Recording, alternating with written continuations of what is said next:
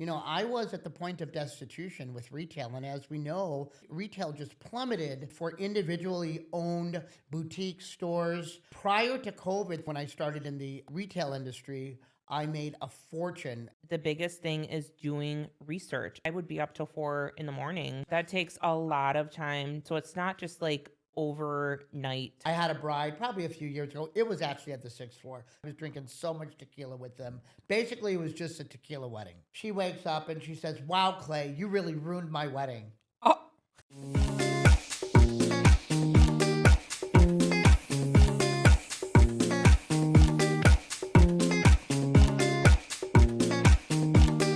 Jackie, hey, Born. hey, how are you? Good. How are you? Good. For our second episode of the Wedding Files. What's been going on this week?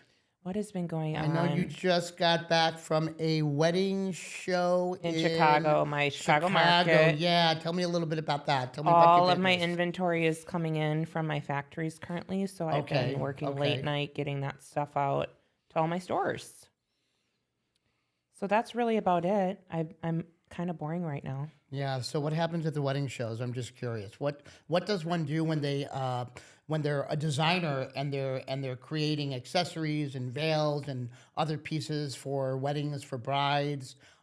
Is it a collection, or is it just a couple pieces, or is it 15 or 20, 30 pieces that you've designed and you're showing them at a show, and brides are coming by and purchasing them, or It's or not what? even brides, so Not it's brides, okay. close to the industry. So All right. basically, there's 2 markets a year. There's your spring and your fall market, and Okay. it's always for the next one. So right now, everything I showed for spring is for the fall, and everything you show in the fall is for the next spring, if that makes sense. You're All always right. doing Sure. ahead of time. So for me, I have, I don't even know, over 200 pieces from veils, headpieces, belts, furs. I mean, you name it. I have all the accessories that I set up, like Right. almost like a little booth, like A a booth. little Okay, a store. makes sense. For buyers, Yes, for right? buyers. So very similar to when I had clothing stores that I would go to shows in Vegas, and absolutely. people would show share their designs or their Yep. goods that they're selling, right? And so that's where the stores from all Okay, across the okay. country, even other countries, will come Right, in right. and check out items to bring into their store. So I basically take an order from them, will send a sample to their store, and that's what the brides order off. The same with the dresses, all the Right, veils, stuff like right. that. That's what market is. So and that's it's a such a 3-day gr- event. That's such a great area of marketing in your business, right? 100%. Because you're getting, I mean, obviously you didn't start out with 200 stores, but you started out with, 1, 2, 3. I know we talked about Miss Ruby's. You started there with your collection and your beautiful butterfly collection. I miss the hair pieces so much. Which, fun fact, my name in South India means butterfly. And so my original logo had a interesting. little Okay. butterfly in it. All right. And I have a butterfly tattoo on my back. But Sure. So from the marketing aspect, you have all these stores now, 200 stores across the country, and maybe even out of the country. yes, as well. I'm in Honduras, do. Canada. Yeah, I'm hopping all over the place. That's amazing. That's incredible. So with that marketing, what are other areas of marketing? I'm just curious. Like, if I were, or if anybody that's listening to us right now wanted to start a accessories line in the wedding business, where do Well, you I don't start? want anybody else to start an accessory I know you line. don't want anybody to start, but it's always great to share your Just knowledge. kidding. There's room for everybody. I There am is. a mid-level to high-end company, so Right. I wouldn't say that I'm unattainable. There's some people, like I just had a bride who messaged me saying she had a custom cape in Chicago made for $1,200, and it's Gotcha. just tulle. And I'm not trying to throw shade, but that's a different kind of like luxe where I feel like more of an attainable price point. Right, exactly. So tell me 3 things that one could do that wanted to start in the accessory business. And let's say that person does love design, and they've designed clothing before, other articles of work clothing. and they wanted to get into the accessory business, and they wanted to build a brand. Tell me 3 things that are vital to building that brand. I think number one is patience. Is what? Patience. Patience, I okay. ended up moving back in with my parents when I was 28 to 32 years old to save money because Your poor mom. No, she actually loved it. She did? When I was Oh. leaving finally, or maybe I was 30. I forgot you both love to do tequila together. Well, my mom doesn't like tequila actually, but she does like she does Like indulge shots. in no. Renee is not a shot girl. Renee is more of just like a single margarita. Okay, She'll all take right, 2 sips all right. and have a buzz. It's her like Okay, perfect. she's a lightweight. So anyway, so the first one is patience. Patience for sure, because if you can't get a loan, which I wanted to try to like do on my own and not, I didn't have any equity in anything. I go to a bank and say, hey, can you give me $30,000? Sure, but sure. but I don't have a house. I lease my Yeah, car. Like I have right, nothing. yeah, right. So it's hard. How but are if you you going to open have a company? lenders, but that's the thing. If you have lenders, typically the percentage rate is high. So since then, I mean, I've started 16 years ago. There are some other great online lending companies, and I don't want to say it's like a GoFundMe, but there's different companies that have like a lower interest rate, which is great. I think the other thing is you have to do a ton of Let's research. back up. Number 1, the patience. Patience. And then it won't happen overnight. Finding a place, a company or an investor or somebody that you can obtain a loan from. Yes. That's affordable. That you're not going to spend a fortune paying it back, right? Yes, we don't want to have right. these high Okay. interest rates of 30 All plus right, fair percent. enough. I mean, you're going to end up under. So that's Sure. why when I was looking into it, I legit said to my parents, can I move back in? And my dad was like, yeah. And my mom was like, oh my God, absolutely. Like, would still do my launch. She's just an angel. My mom, she's the best. Right. So they were very supportive. I got lucky. So all the money I would have been putting into rent or bills and stuff like that, I literally pooled into my business. Wonderful. So you ended up not having to take a loan. I didn't take a loan. That's incredible. Which is great. So I Incredible. built kind of slowly. So you have to have patience. You're going to be broke for a minute. And then I think the biggest thing is doing research. I would be up till 4 a.m. looking online at different factories. How do I get my stuff produced? And at the time, everything was like, oh, we have a 20-yard minimum or we have this minimum. I'm like, I don't have that kind of money. I need samples to just get out there. Right. So finding a factory, whether it's in the States or China or Bangladesh or somewhere. Yes. That correct. Yeah. Yes. Where So there I is think a large amount of factories. that takes a lot of time to send your A lot designs of to research. them. Yeah. And that they send you a sample back, then you write notes. So it's not just like overnight type of thing. So did you start in LA? Because I do remember that Yes. when I was shopping for my clothing stores, and I think we went on a trip together a very Yeah. long time ago. Us and Danielle Yep. and Ron, we all went to LA.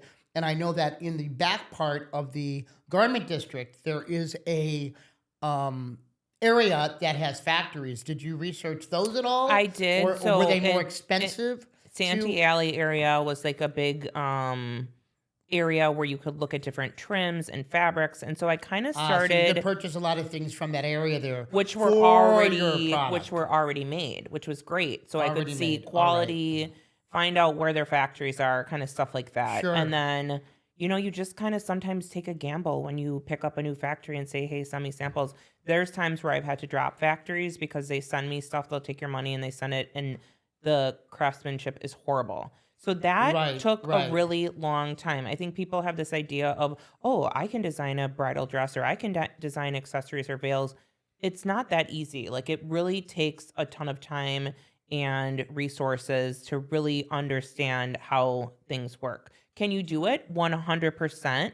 But don't think you're going to be just, throwing money all over your house overnight. Right. And I'm still a success thousandaire. I'm doesn't waiting to come be a I mean, millionaire. obviously, success does come easy to Yeah. many people. But for most people, it really takes a lot of dedication and hard work Well, and which knowledge you- and research and the right marketing, the right PR. Unfortunately, your strong point is marketing and public relations. So And that's that that's takes- my background. I used that- to work at an ad agency. right. I remember that. Yeah, I know. So we I think talked- that's a good thing for me too, is that I was able to cut cost because I did all my marketing, graphic design, all that stuff. I didn't we have to touched hire briefly out. on that on the first podcast. Well, and you know how hard it is to start a business. I mean, Yeah, how did you, 1000%. what's your venue story? How did you get what's started? my venue story? I think I touched on it a little bit in the first episode, or maybe not much, but I was at the point of destitution with retail, and as we know, retail just plummeted in for individually owned boutique stores, even chains. We're seeing chains closing now. A few years after COVID, but prior to COVID, things just started to go downhill. Yeah. I mean, I remember when I started in the retail industry, I made a fortune, but at that time I was so much younger, and I spent every dime I made. And But boutiques were hot. I mean, we used to do boutiques fashion were shows hot, in the right, city. right. This was before people were buying like their stuff on House of Bezos. you Yeah, know? exactly. So I think we touched on it last episode that fast forward to pre-COVID, and one of my clients in my Mequon store says to me, "Oh my gosh, I think you would be really great in the wedding business. You're so good and you're so passionate about what you do, and you're really great with women." And I'm like, "Yeah, of course I'm great with women. I'm gay. What more would you expect?" I mean, hello. Yeah, hello, right? Exactly. So I'm a little fruit fly. I was just that attracted kind of right helps to you. a little bit too much. And what? I'm a little fruit fly. I'm just attracted Well, we right don't have to to get you. into the fruit flying, but anyway, so it made me think, and there was this space available in this hotel, and I've learned so much about PR marketing, and I think I learned a lot from you many years ago, and then just other people that I've had in my life, good friends that are in the field, and I always paid attention. A lot of people think, I've got that minor ADD, and I do, but for some reason, I'm always listening, and I'm always taking things in, especially when it comes to business. Yes. Because I want to learn, and I want to be able to do many things on my own. So I took that, and I found a space in downtown, and I asked one of my good friends, I said, "Do you want to be a business partner?" And it was more from the accounting aspect of it, because my downfall has always been financial. I'm not good with money. I love Most to creative spend people it. aren't. Most people, you're so right about that. They are, and I'm not good with money. So anyway, long story short, I said, "You know what? I'll give you 50%. You run my books. You handle the taxes. You don't have to put a dime in, etc." And so I found this space in a hotel in downtown Milwaukee, and it was just happened to be for rent. And I walked in, I'm like, "Oh my God, this place is a mess." I said, but I had a vision. I'm like, "This could be beautiful. This will make an amazing event venue." It's on the top of the hotel, right in the middle of downtown Milwaukee, and overlooking, all the great new So how did developments you that were find going it? Like, in. how do you just like stumble upon a hotel? Like, Well, so I started looking the best. This is what I'm going to share. This is a secret that I don't share with many people, but I'm going to share it with others. Most cities, your retail spaces are managed by management companies. So let's just say companies like CBRE in Milwaukee, Chicago, all the big signs that you see on the buildings, and that's great. But when you lease from a management company, They're taking a the cut. costs are so much more. Yeah. You're going to pay about 20 to 30% more in rent. You're going to have a more challenging time. If you have a challenging time in business, when it comes down to, hey, let's renegotiate, or let's, can we have a few months, to catch up, especially after COVID. Yeah. A lot of people lost their companies because they were under management companies, and they don't budge. Yeah. They don't budge. So I turned to Craigslist. Do you remember Craigslist, Jackie? I love what that, did you and I Craig. used to do on Craigslist many years ago? we used to look at the personals, which were or We did used to look at the misconnections. personals, right. I just thought of that when Misconnections. So funny. Misconnections. We And would die laughing. sometimes they would have images, which were very Yeah, we don't need to get into disturbing. that. That would be the So if you're X-rated. bored, go to That's Craigslist the wedding and look around. X-Files. Yeah, we'll get to that later on. Anyway, so Craigslist, I'm like, you know what? I'm just going to start looking on Craigslist.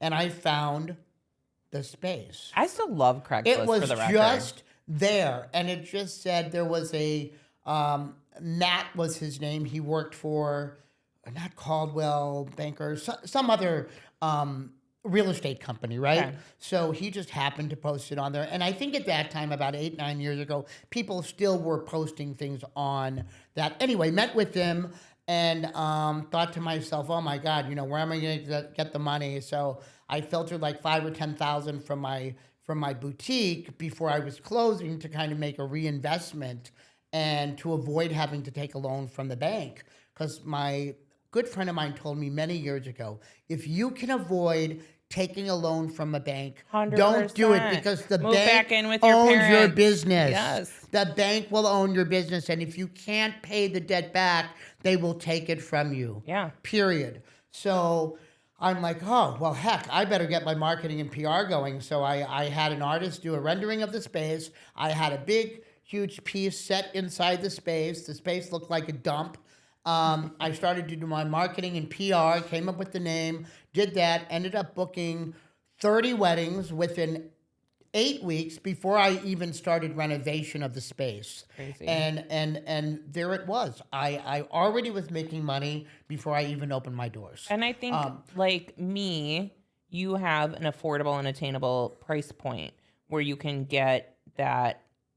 Of course, you're still making money, but Correct. people are coming to you because of that Correct. reason. And so if I were, let's say I wanted to open a venue, where would I even start? So you say, like, of course, try to avoid banks for a loan. Where do you even, let's... So the starting is back to what I was telling you. Yeah. So let me, so finishing the story just very quickly about the 6th floor. Unfortunately, the hotel shut down, and I was, faced with probably one of the most challenging times in business that I ever had. I had to move 52 weddings.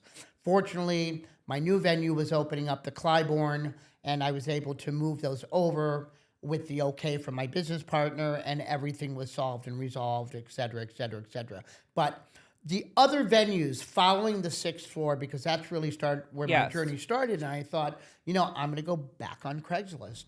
And I'm So Craig flying came to New through York. again. Craigslist is the best, and I was flying to New York, and I found another space on Mitchell Street. I called them, and they responded very quickly. And I met with the gentleman. His name is Ryan Pate, and his business Shout partner. out, Ryan. And they were fantastic, and we met with them at first, and it ended up that they ended up putting a art gallery into there called Scout. And then fast forward, after COVID, they closed down. They called us, do you want to open that up? We did. And then came the Claiborne. Where did I find the Claiborne? On Craigslist. And I thought this place was a scam. I'm like, okay, this is like too good to be true. 22nd and Claiborne, prime location. The space is 75% renovated. There's no way. Craigslist. Then I get an email. Well, I love how close it is to Potawatomi. I mean, it's so like a hop, close. Let me skip, tell you, and a jump. that is the biggest sell. 100%. Right there. 100%. Hotel, after party, vibes. Here for it. You don't know how many times I'm in a wedding, 10 o'clock hits, and I'm seeing grandma sitting staring at the Potawatomi building, because it is 100% a clear It's like view the out our Holy window. Land. It's like, right. It's like, come spend money to me, with me. Grandma. Come to me, Grandma. And so anyway, and she's they like, even, let's go there. right, Let's and get the casino litty. even picks up from our venue, because we have so many people that go afterwards. Anyway, so then I get an email from a friend of mine. I mean, should I get married at the Claiborne? For the Rotunda, and same thing. The Rotunda was on Craigslist. Absolutely crazy. So don't knock Craig until you try it. yeah, 100%. My point is that if you're looking for independent landlords and not a management company for whatever retail business you might want to go in, or retail service, whatever it is, Craigslist really is fantastic because it's old school, and a lot of the older landlords will post their properties on there rather than spend the money because they still have to spend money Yeah. with a realtor or management company to lease their spaces. So yeah, so that's it. But And you I asked me, feel like even though Craigslist looks sketch, it is so much more reliable than Facebook ads. You know how It many is, times it I've is. sent messages about certain things and it's like, okay, I don't believe you. You're scamming me. Yeah. Old school Craigslist. When I used to Here go to for New it. York, I used to find my apartments on Craigslist. You know, the old Did Airbnb. you also look at Yeah, no, it wasn't misconnections? those apartments, Jackie, but it was the old way of Airbnb. Yeah. You know what we have now. But anyway, you asked me a question prior to me finishing the story about the venues. What was that? I was Starting the asking you, business? How so do we say start like it? one day you're like, you know what? I want to do a wedding venue. What's step one? Step one is really finding the space. On Finding the Craigslist. space that will house. You really have to have 100 or more. And wait, what about like buying or leasing? Like, let's just say you go into a lease. Yeah. How many year lease do you want to be doing? So Do you you- negotiate and say, hey, if I do 5 years, can we have this rate? If we do 3 years, can I have this Right, rate? Do right. you buy the building? Right. That's a really great question because the first venue that I opened up, it was definitely a 5-year lease because people were booking, pre-COVID, 2 years prior to COVID, 3 years prior to COVID, going back 8, 9 years ago. People were booking their weddings 2 to 3 years in advance. Yes. Many were doing 3 years. Okay, that was makes common. sense. So of course I didn't want to cut myself short, so 5 years was sufficient. But the most important thing, if you're leasing and you're not purchasing a property, because if you purchase it, there's no deadline for your lease. 100%. But if you're renting, and this goes the same for, actually more for venues than anything, you really want to do a 3 to 5 year lease with a 16-month pre-sign option. That's the most important because I've gotten leases. So and what it is that? says- What's a pre-sign A pre-sign option mean? option is this. So most leases you have to re-sign if you have a 5-year, 2-3-year options. Okay, that gives you 5, 6, 7, 9, 10, 12 years, right? Okay. They have to sign the second and the third if you're following your lease guidelines in your lease, rent on time, etc. But you usually re-sign for that 2 years within 90 days. Okay. That doesn't work for a wedding venue. No. What happens if there's some discrepancy? What happens if your landlord says, no, you're not, we're done with you, or whatever the case may be? Well, and that So- happens more often than not. You Right, see exactly. online, you're on screwed. Instagram, you have no bride- venue. Right. So I want to protect myself. So I have a 12 to 16 month time period. So, Okay. so when my lease is up, say at my new venue that I just signed in 2028, I will re-sign 12 months prior to that. Okay. So that I gives could brides book and out- grooms right. a And right sense now, of peace. brides are booking a year to 2 years out. Well, 100%. Yeah, the industry's But they're definitely waiting changed. to the last minute to buy their dresses and accessories, and I cannot The industry has say changed. enough. And Jackie, I buy can tell in you advance. that, and to answer your question, what do you look for in a space? 100-person space is fantastic. Weddings went from 250 was an average to 200 was an average to now 100 to 150 is an average. Yeah. And I think that has a lot to do with the escalation of costs. Agreed. People also, at least in my industry, my venues, I'm seeing people get marrying older, not 21, 22, 23, 24, 20, even 25. There is a large handful, but I'm seeing a lot of second marriages. So they're in their 40s or 50s. Well, that's because they're getting married in their 20s and then they're getting a divorce. This is very which true. I love You're a right. good You're repeat right. You're customer. right. I love You're a good right. repeat customer. Yeah. So 30, I just had a repeat customer, but thank God I didn't bring up, I showed you the venue 3 years ago because she had a new partner. Yeah. So, yeah. So, Which those are. yeah, she did, right? Those She are got rid stories of in the their other own. one. She forgot to tell me that in my message. But, yeah, so, a 100-person venue is fantastic. You want to find the venue first. And I truly believe in manifestation and manifesting something and creating your image before you even open your doors and marketing it and as much as you can out there. I mean, I start showing clients as soon as I sign a lease. I'm literally that following week, I've already got appointments booked. Yeah, absolutely. I love that. Which reminds me, I need to do my manifestation board for 2025. I haven't done it yet. But you do know that What are you Mercury manifesting? What are you doing? Mercury has been in retrograde, so I've been like a hot mess express. Yeah, that explains a lot now. But now it's done. Now it's done. Now I'm back to like cool, calm, and collective instead of being like, Right. So in business, what do you find to be the most challenging? For me, I would say buying. So typically, I should say orders.